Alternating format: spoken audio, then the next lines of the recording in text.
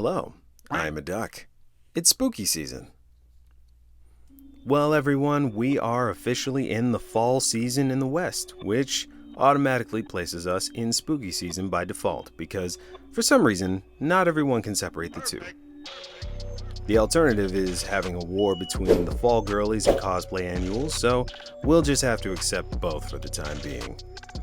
Although it's not my absolute favorite, I love this season. I was born in it.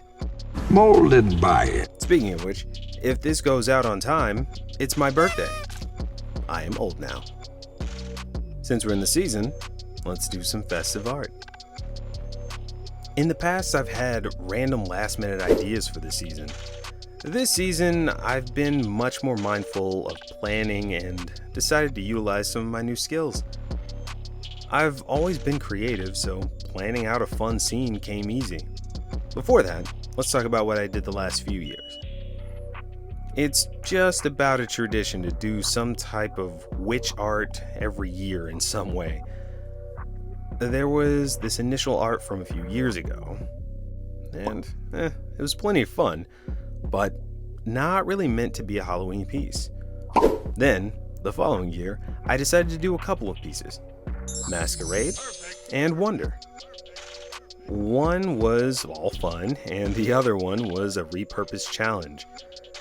See how last minute everything's been? This time, I'm leaning in with intention.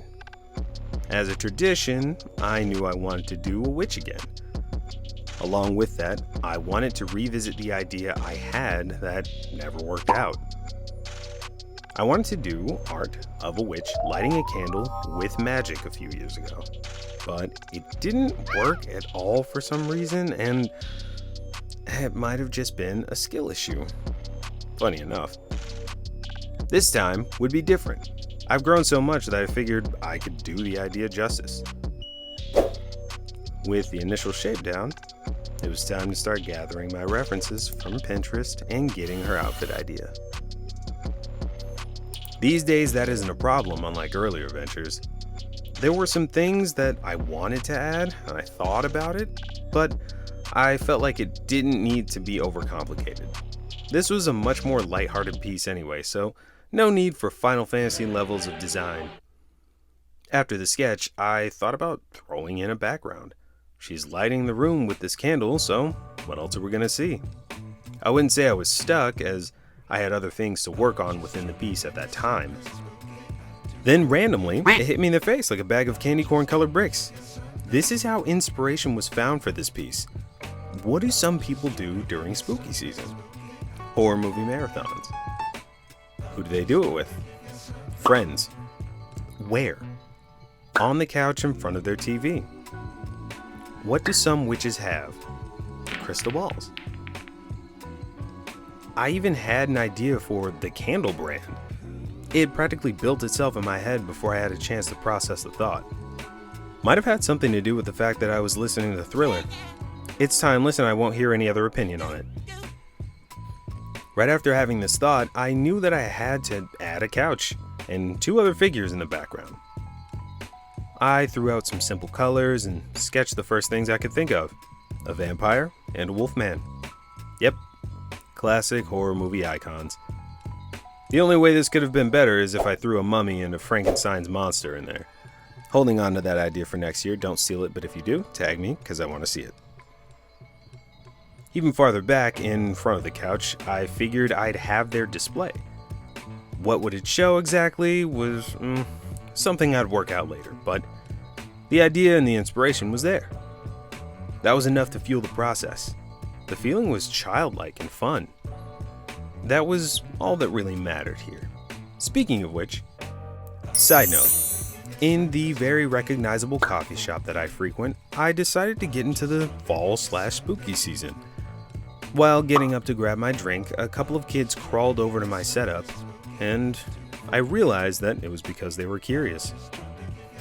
Their father was, of course, being responsible and keeping them from unknowingly being rude. I figured no harm, no foul. But then, I had a thought. Why not make this a positive experience?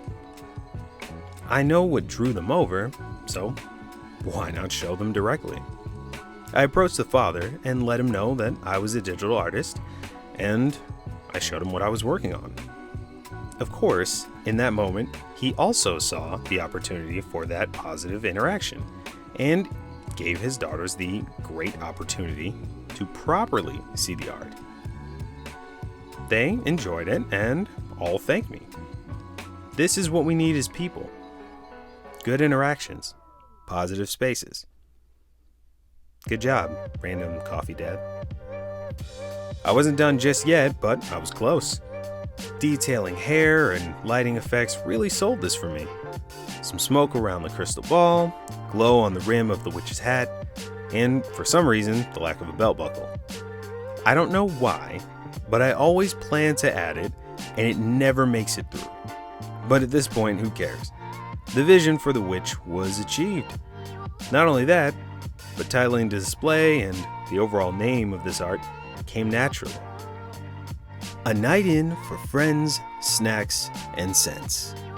All cozied up, ready to enjoy the creature feature.